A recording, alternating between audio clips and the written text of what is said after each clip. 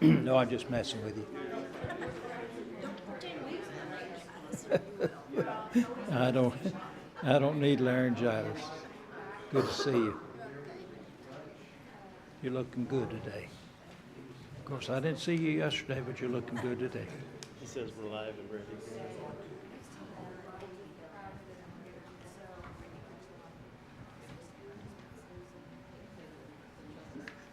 Good morning. We're glad to see you.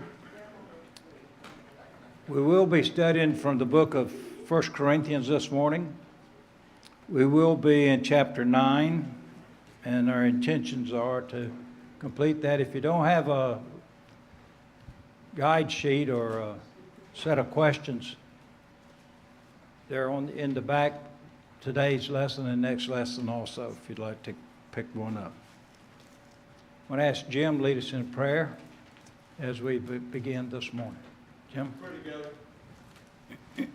Father, we couldn't be more joyful, more thankful to be gathered here this morning in this auditorium of Roosevelt Drive on this first day of the week to prepare to worship you and exalt you for all that you've done, all who you are, and all the blessings you bestow.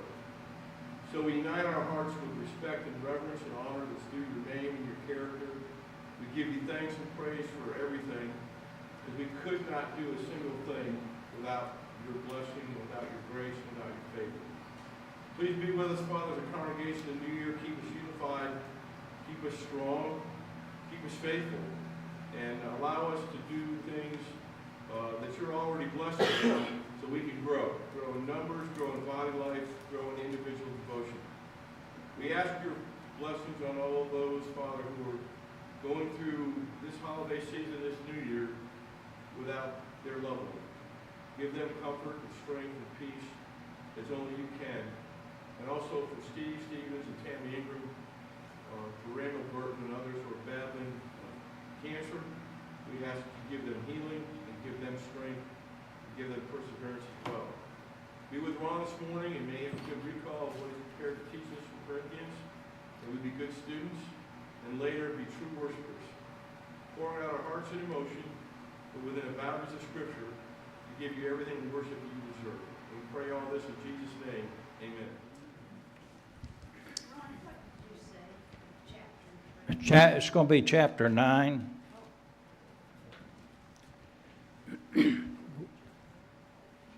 Every word in the Bible is important. Every book in the Bible is important. Each one of them is written to an audience of people who are going to be servants of the Most High God, address different things in different books depending on the reason for the book and what the people were enduring or what they were being challenged by at that particular time. It's all important to us because it also speaks to us in the situations in which we happen to be living. So the New Testament, of course, is that which we Christians are guided by. And every book is important. But the letters that were written from Romans through Revelation, they are written to a group of people who've already obeyed the gospel of Jesus Christ. So they're written to help us to understand how we're to live now that we're Christians. The books of Romans, book beginning with Romans and going through the letters. Also, a few of them are written just to individuals or to small congregations or to large congregations. And we've been studying prior to this particular book of 1 Corinthians, we were going in order, and we've done the book of Romans. It's important that we know the setting of each one of these books. The thing I like about 1 Corinthians is it's written to a church in the city of Corinth, which is a city about 30 miles to the south of Athens, written to a people that are living in an extremely immoral city. And there are people who've been called out of that society into the church of the living God. and they're being encouraged by Paul as a congregation and as individual members how to live now that they were Christians in the midst of an extremely immoral pagan society. It is written to a church that was having problems, big problems. And yet, in the very first chapter, he addresses as the church of God in Corinth. That encourages me because I've lived in a number of congregations in my brief life. And I've never lived in one that didn't have problems. Because every congregation I've ever been in is peopled by people. And people have problems. And what's on the outside gets on the inside. And the things that are going on in society also impact the church within the confines of the church family. So the book of 1 Corinthians particularly is very important for us to understand. You can have problems and still be in the Lord. In fact, if you're in the Lord, you're going to have problems. So you're not going to live a carefree life or where nothing ever goes wrong, where everybody is always kind to one another within the body. Everybody is always on the same page, the same paragraph all the time, because that just does not happen. But we learn from these letters that Paul wrote to these churches how to get through this part of our life as a congregation or as an individual within any congregation and live in a way that glorifies God and brings us ever closer to what God would have us to be. So we've been studying through the book of 1 Corinthians. Last week, thank you, John, for teaching in my absence last week. We were in chapter 8, and it's an important chapter, as all of them are. But in that particular chapter, he's dealing with some problems they had with, which was very real in Corinth. They had a huge idol temple there that we've talked about before, and all the ungodly stuff that went on there. They were used to offering up to the idols food and meat and cooking it, and then people would eat it. They could go to the shambles, which is what King James Bible refers to, the meat market, and they could buy meat, and some of that meat had been sacrificed to idols. And so they were wondering whether or not you could eat that meat. Since it's sacrificed to an idol, would you be offending God by eating the meat offered to an idol? And he clears that up and he says, it depends on your individual conscience. Now, he doesn't use that word, Ron's using that word. But he does say that you can eat the meat if you just look upon it as meat. But if it bothers you, you shouldn't do it. Because if you think it's wrong, it's wrong. Because you're offending your own conscience. You're going against what you believe. And so he talked last week, John, and the chapter talked about how you should be careful what you bind on other people and what you inspect on other people. Everybody has their quirks. And so he continues that line of reasoning when we get into chapter 9. And he's going to use himself and Barnabas in particular, discussing some freedoms that they have. And so anyone have anything to say before I continue?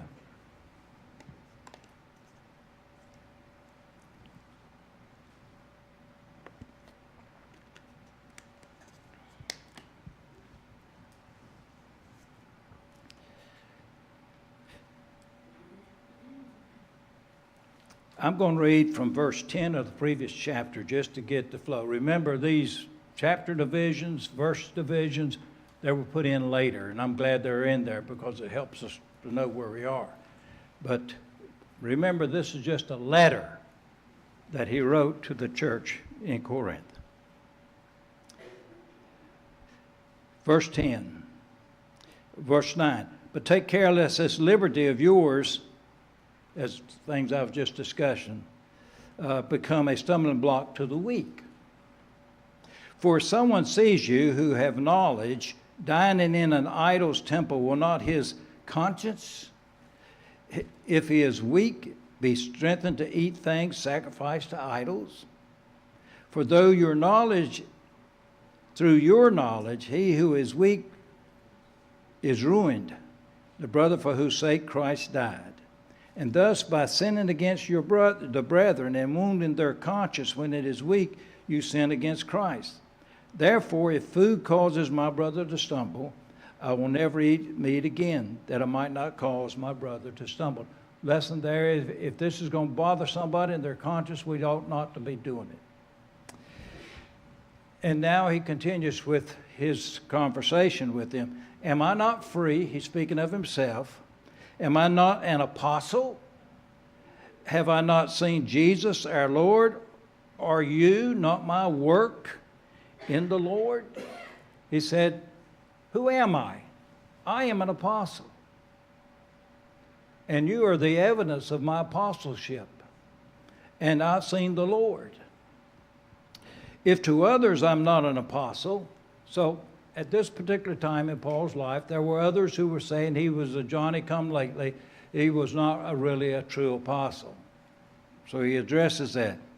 If others I am not an apostle, at least I am to you, for you are the seal of my apostleship in the Lord. My defense to those who examine me is this: do we not have a right to eat and drink? Speaking of him and Apollos. Do we not have a right to take along a believing wife, even as the rest of the apostles? Peter is the only one that that I can think of that is actually talked about his wife, and that's in the Gospels account. But he's saying the plural here, the other apostles have wives. And their wives have I not right to take along, take along. When he says take along, what do we know Paul was always doing? He was going places. He was always on these journeys. Do I not have the right to take along a believing wife, even as the rest of the apostles? So it's implied here that the rest of the apostles are moving around also. And they have wives. And the brothers of the Lord and Cephas or Peter. Or do only Barnabas and I not have a right to refrain from working? Now he's going to start talking here about supporting your preacher. Since I'm not your preacher anymore, I'm going to talk on behalf of Jim and Robin, okay? And that's what he's talking about. We had a couple in this congregation for several years who did not believe that a person should be paid for preaching the gospel. And they had never read this chapter, evidently.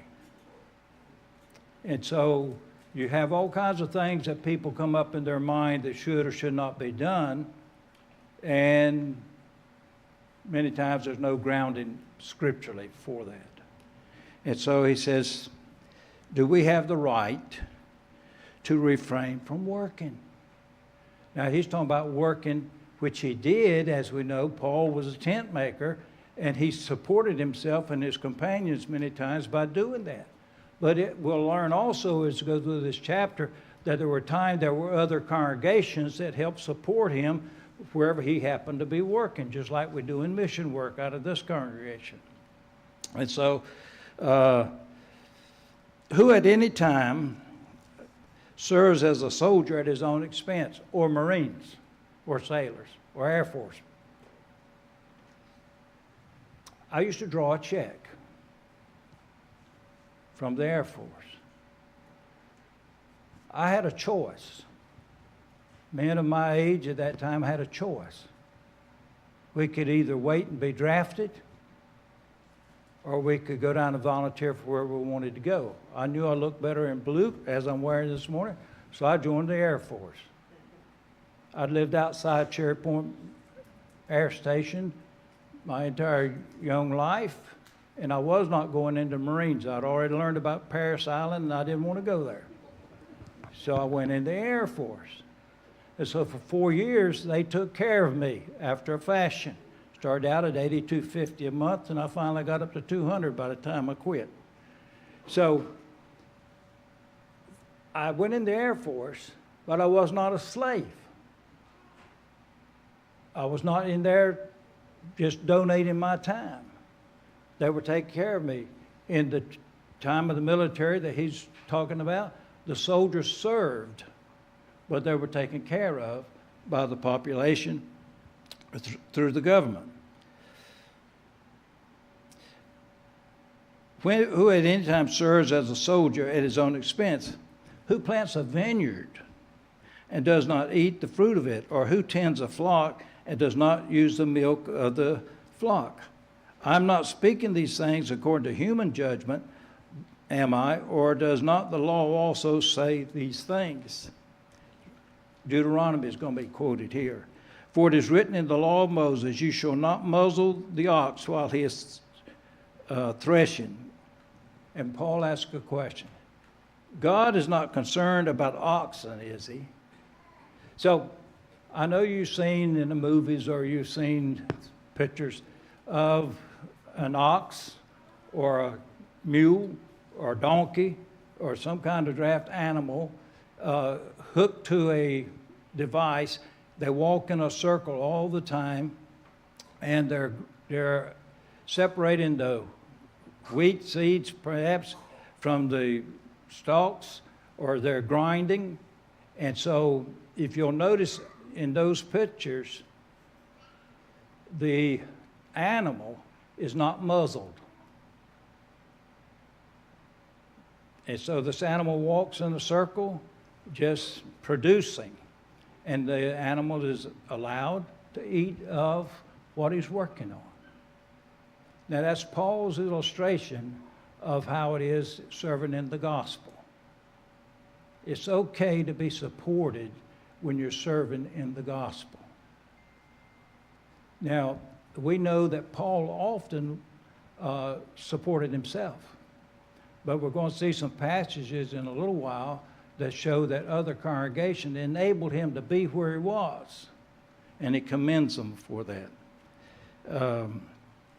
Or is he speaking altogether? He's not concerned about ox and God, is he?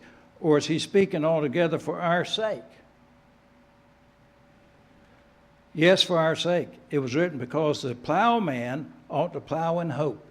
How many of you grew up farming other than me? It's not a bad life. If you got a garden and you work it, and if you're growing crops and you sell them, you know, you can feed and clothe your family.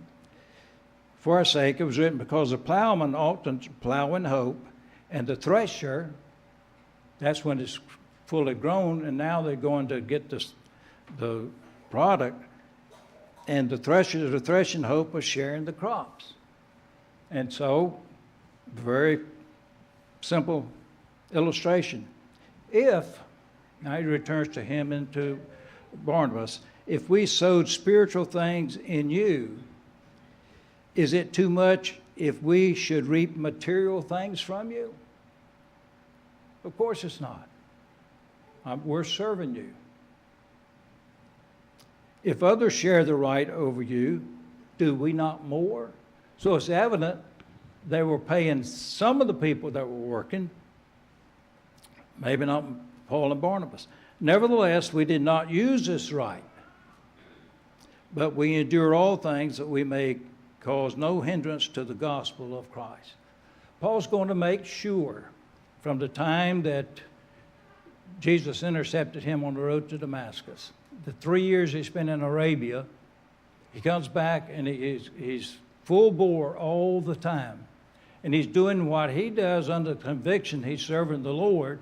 And at times, he's going to support himself wholly and the people with him, just so that the people that he's working with in all these Gentile countries and cities do not think of him as someone who's just coming in and taking money from us. Now, you and I have grown up in a time frame when there are many religious people and organizations that are guilty of what he's talking about here, are guilty of being in it for the money. Now, you can be a preacher and stand in that pulpit, as we do, and you could be there for an ungodly reason. You can be a Sunday school teacher for an ungodly reason. You can be messed up like that. And so Paul's identifying that that's not the way it is for him, and he's going to make sure there's not going to be any questions in Corinth about whether or not he's there just to reap the benefits of being in Corinth. And so he's going to say later in this chapter, I robbed other churches that I might do service unto you. He's saying, Thessalonica is supporting me to be here working with you. Because, or he'll talk about the folks in Philippi. Shall we reap material things from you? Any comment before we go any further?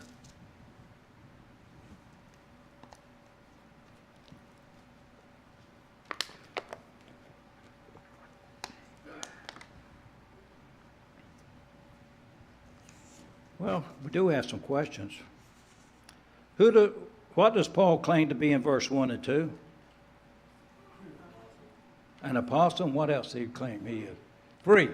He's free, but he's bound to Christ, isn't he? He's an apostle. What was Paul's proof or seal of apostleship in Corinth?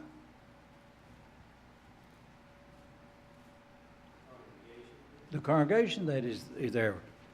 What rights did Paul say that he had as an apostle and preacher of the gospel?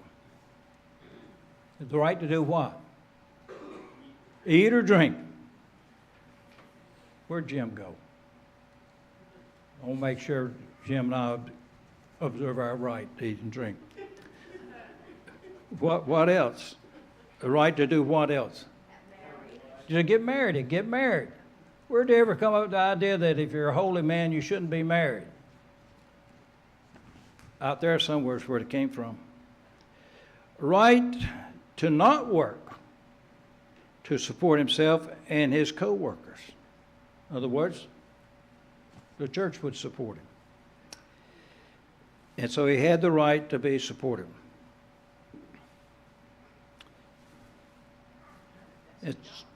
And so why did he say that he would choose not to be supported at times?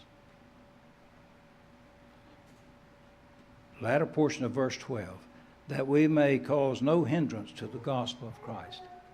If it's going to leave a bad taste in someone's mouth, he's saying it's better off that I just keep making tents. Do you not know that those who perform sacred services eat the food of the temple? Now, is he talking here about an idol's temple, or is he talking about the temple in Jerusalem? Or is he talking about both of them? What do you think? Okay. So, those who serve in the temple, by the way, Old Testament times, which were the times they were still living in, many of them, 10% of everything means what? That is a real difficult question. 10% of everything, what does that mean? It means 10% of your radishes if you're growing radishes. It means 10% of your turkeys if you're raising turkeys. It means 10% of whatever you have. If you're a banker and you're making money, that 10% of that belongs to the Lord. And so remember, Jesus, they were so caught up in this 10%, some of them in the Pharisees, that they would go into the little kitchen garden rather, and get the dill or whatever kind of flavorings there were, and they would give 10% of it. But they would also rob widows, okay, by taking advantage of them. And so, but they were accustomed to this 10%. And so that's what he's talking about. He said, and if this meat is sacrificed to the idols, the heathen priest would be living off of that. As people brought their sacrifices to Jerusalem and they burnt them on the altar, they didn't burn them all the way up Much of it was passed on to the Levites and to the priests that were serving in the, that's how they took care of their families. So these are things they were familiar with. These offerings, they lived off of it. So when they gave 10% of the wheat that they had harvested, it would be taken to the temple area and 10% of it being there, and that's what they would use to make bread or whatever. And so he's saying, do you not know that those who perform sacred services eat the food of the temple, and those who attend regularly to the altar, that would be the priests offering things, and their share with the altar? So also the Lord ordained, excuse me, so also the Lord directed those who proclaim the gospel to get their living from the gospel. Remember that, Jim? That is in the Bible. Living from the gospel. But I have used none of these things. Reference to Corinth. And I'm not writing these things that it may be done so in my case. For it would be better for me to die than have any man make my boast an empty one. He said, I'm perfectly content the way that it is now. I just want you to know that I'm not exercising that right over you, of you having you to pay me. Because it would be, in this case, a hindrance to the flowing of the gospel. For if I preach the gospel, I have nothing to boast of, for I am under compulsion. For woe to me if I do not preach the gospel. So his main intent in all of this is to do what? Preach the gospel. Keep the gospel moving and doing his part of the gospel, and not doing anything. And Jim and I and men like us should not do anything that would put a stumbling block to the spreading of the gospel. And neither should you. So we don't want to hinder the gospel. So if we're doing something that actually hinders the gospel and closes the doors, even though we may have the right to do it, we would be wiser if we did not do that. And so sometimes there's those situations you just have to work through them and not get the right that you are rightly entitled to, if you're a Christian. So it applies to whether you're in the pew or in the pulpit. For if I preach the gospel, I have nothing to boast of, for I am under compulsion, and I am compelled to do this. For woe is me if I preach not the gospel. For if I do this voluntarily, I have a reward. It's not forced on me. I'm just doing it. But if it's against my will, I have a stewardship entrusted to me. What is a stewardship? Just use it. Stewardship. What's a steward? Someone who takes care of something for someone else. You remember those, well, they still have them, stewardesses on the airplanes? What's their purpose there? Take care of the people. I mean, that's it simply. And on a Navy vessel or on a vessel out there, we have a steward. What's that steward's responsibility? Take care of people. And so he said, I have a stewardship entrusted me. What then is my reward? That when I preach the gospel, I may offer the gospel without charge, so as to not to make full use of my right in the gospel. So he said, I'm doing this because I prefer to do it this way. And I think it makes the gospel flow better than if I come into a town, set up my tent. Remember, he's a tent maker, so I'm not going very far astray. Sets up his tent and starts a revival. And as some did when I lived in Trinidad, they would come down and they would have these huge things going on, and they would say right straight out, those blue notes are what you should be getting. Now, the blue note was their $100 bill. And so, Remember when we had the Bibles? yes, ma'am, Yeah, it was a good thing. it was a good thing. They're still good things. But I would hear revivals anymore. Well, there was a reason for that. Okay, that's right. Oh, that's another whole lesson. No, the reason is, just like when I first moved to Trinidad, you could go out and set up a tent in one of their villages, and over a period of a week, 10 days, maybe 2 or 3 weeks, you could establish a congregation. See, it was a rare thing to have a television in your house. You might have a radio, but it's a rare thing to have a television in your house. And so if someone sets up a tent, there's some place to go. We've got things going on in the community. And so you went just to check what was out. I mean, people went just to see what was going on. A lot of them heard the gospel for the first time when they were there.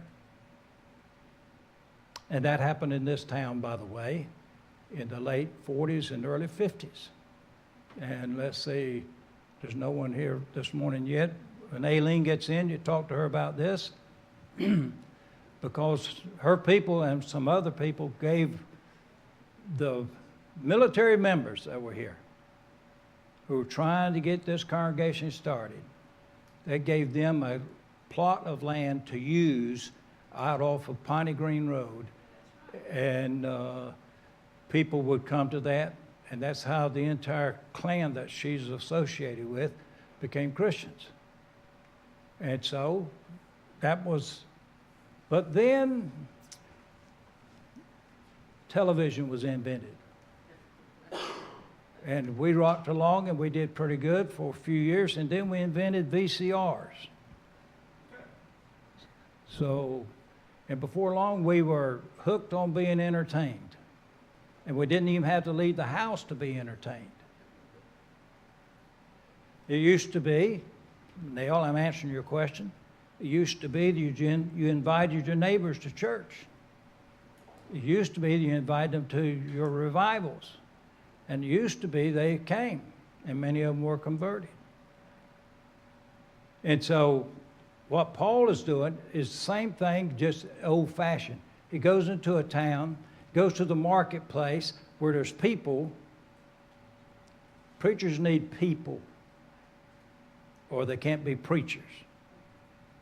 He finds people, he talks to them, he tells them about this amazing thing that's happened over in Israel, that a man was crucified to death, buried, and 3 days later he came out, proving himself to be the Son of God. That was the basic message. And it turned the world upside down. And so Paul is involved in that, and he's talking about the fact that when he does that, he doesn't set up a big pot over there, throw your contribution in this as you come to this event. And so he says in verse 19, there's so many things we can learn and practice out of Paul's writings. For though I am free from all men, and each one of us can say that, for though I'm free from all men, I've made myself a slave to all. Did you sign up for slavery when you obeyed the Lord? When you were baptized, did you realize you were signing up as a slave? Sir?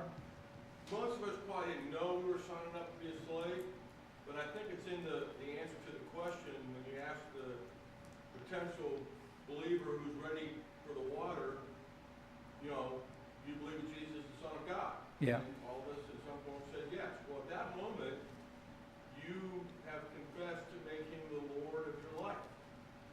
So the slavery kind of starts verbally, at least at that moment, to say, you're sovereign, and I'm obeying your will now, I want to become your child. Now, to listen to Paul the way he puts it. For though I am free from all men. I've made myself a slave to all that I might win the more. And to the Jews, I became as a Jew, that I might win Jews. To those who are under the law, he's talking about the Old Testament law, as under the law, though not myself being under the law. See, he's not under the Old Testament law anymore. That I might win those who are under the law.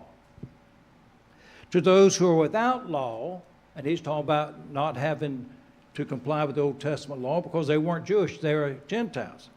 Those who are without law, as without law.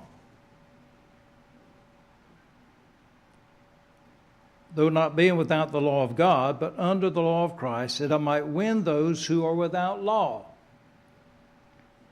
To the weak, I became weak. I think of myself and others need to remember, if we've got a little bit of strength, we don't need to be high and haughty about that. We need to understand that other people haven't had the opportunities that we've had, and maybe they haven't been taught what we've been taught, and that they're weaker in the faith in that area. And so we need to not ride roughshod over people or act like we know it all. And he says, to the weak I became weak. Did you ever not answer a question when questions were being asked just because you didn't want to stand out, or maybe because you didn't want to deprive someone else of the opportunity to answer the question? You know, there's an illustration that some of us use, and we use it on about Brother Peter. He was like the student that comes into the classroom with his hand already up, ready to answer every question. But that was Peter. He was forward like that. And God used him because he was that kind of a man. To the weak I became weak, that I might win the weak. I have become all things to all men, that I may by all means save some. In fact, the in fact is mine. And I do all things for the sake of the gospel, that I may become a fellow partaker of it. I'm telling you right now, I love preaching. I love being a preacher. And I plan to die as a preacher. But I tell you what, I am one lonely guy when it's just me to preach to. Although I'm the one that needs it the most. Give me an audience, the larger the better. I'm not bragging now, I'm just telling you the way it is. The hardest audience you ever preach to, other than yourself, is the one that has a handful of people rather than a room full of people.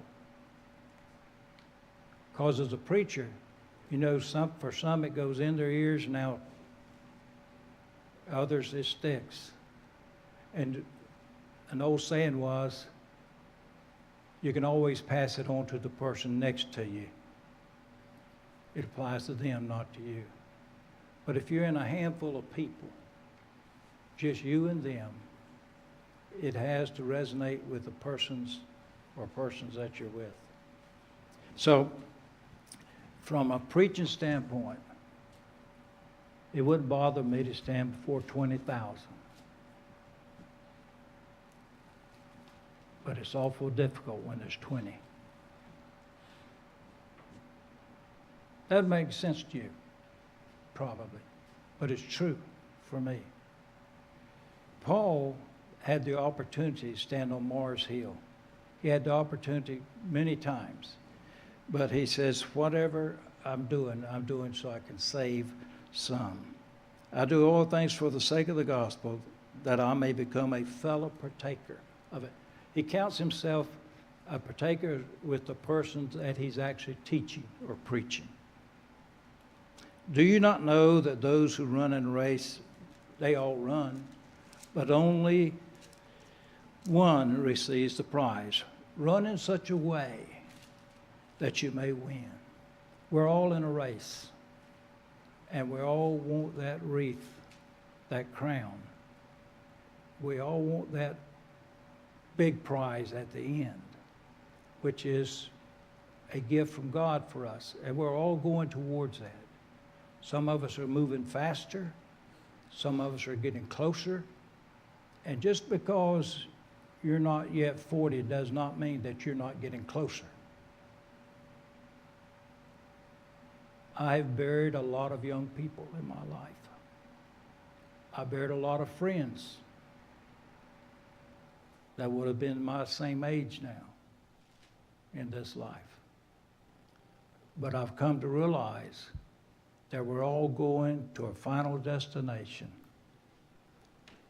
And we know it's already been reserved. We just don't know when it's going to be our turn to travel. So Paul is saying, run in such a way that you may win. And everyone who competes in the games, he's talking about later what would become the Olympics, exercises self-control in all things. They then do it to receive a perishable wreath. You know, we think about our trophies that we win in sports and such. Little thing that sits up there until your mama finally throws it out. Or you throw out your mama's.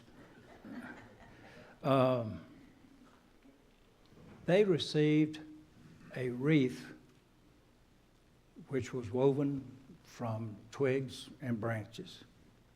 So how long is that going to last? Well, it really doesn't matter. If John has, I'm not going to mess up your hair, either one of them.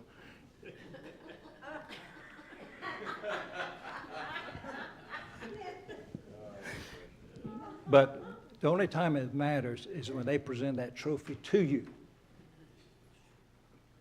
Because right then before God and everybody else, you've won that particular event. Remember the Bible Bowl contest we used to have, Jim? Yeah.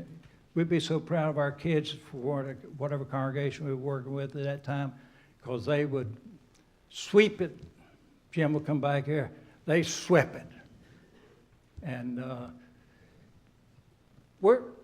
that's okay. But how long does that last? By the way, if y'all want to see some of those trophies, they're down the hall on the right. So I'm not talking about things that didn't happen. It did. He said, therefore, run in such a way as not without aim. My granddaughters, Ronnie's daughters, they're all into sports. One of them does 100-mile marathons. She wants to be the Iron Woman. All of them climb rocks and do all kinds of stuff because they're planning what they're doing, and they're running in a way that's supposed to bring them to a good conclusion. They do it to receive a perishable wreath, but we an imperishable one. Therefore, I run in such a way as not without aim. I box in such a way as not beating the air.